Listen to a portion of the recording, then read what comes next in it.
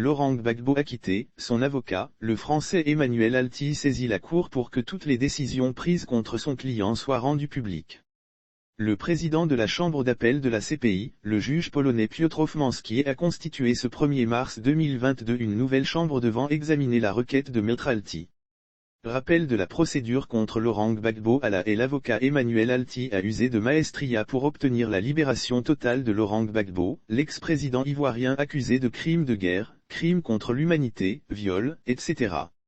Après sa chute en avril 2011, Laurent Gbagbo a été présenté comme un dictateur qui a refusé de reconnaître sa défaite aux élections présidentielles de 2010. Les médias occidentaux en ont fait leur chou gras. Il aurait, à cet effet, mis en place un « plan commun » qui visait à éliminer tous les ressortissants du nord de la Côte d'Ivoire supposés être des partisans de son farouche adversaire Alassane Ouattara. Cette thèse a fait le tour du monde. Les médias occidentaux en ont fait leur chou gras. La procureure gambienne Fatou Bensouda ne manquait pas de répéter qu'elle disposait de « preuves en béton » pour faire condamner Laurent Gbagbo. Lire aussi dernière décision de la CPI, cette décision n'affecte pas la situation actuelle de Gbagbo, les explications du porte-parole de la CPI, exclusif, au bout du compte, Laurent Gbagbo et Charles Blé Goudé, son tout dernier ministre de la Jeunesse, qu'il avait rejoint quelques années plus tard au pénitencier de Scheveningen, sont acquittés. Laurent Gbagbo a regagné son pays le 17 juin 2021 tandis que son compagnon Charles Blé est toujours à La Haye. Comprendre la dernière démarche de Maître Emmanuel Alti. Maître Alti sait que le nom de son client a été traîné dans la boue. La meilleure manière pour lui de laver, polir son image est de demander à la CPI de mettre à disposition du public toutes les dépositions des témoins et les décisions ayant été prises dans le cadre de son procès.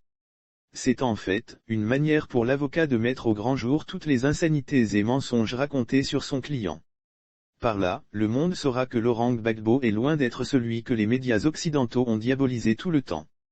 Son combat semble payé au regard de la décision prise ce 1er mars 2022 par le juge polonais Piotr Ołmanski, président de la chambre d'appel de la CPI. Le juge Piotr Ołmanski ordonne la constitution d'une nouvelle chambre comme annoncé par l'Infodrome le 2 décembre 2021. La nouvelle chambre de première instance a été constituée ce 1er mars 2022. Son rôle sera d'examiner la demande visant à ce que le dossier de l'affaire soit rendu public dans toute la mesure du possible et pour la création d'une base de données publique à cette fin en date du 19 juillet 2021 et la demande de versement des décisions que les juges ont rendues par courrier électronique au dossier de l'affaire du 3 septembre 2021 déposé M. Laurent Gbagbo devant la chambre d'appel, la requête. Considérant la décision de la Chambre d'appel de la présidence, les pouvoirs en vertu de l'article 61(11) du statut de Rome et que les demandes portent sur des questions résiduelles qui, prima facie, relèvent de la compétence d'une chambre de première instance constituent la chambre de première instance 7 comme suit, juge Kimberly Prost, juge Sergio Gerardo Ugoldi Gordiné et juge Miata Maria Samba, mentionne la décision du 1er mars 2022.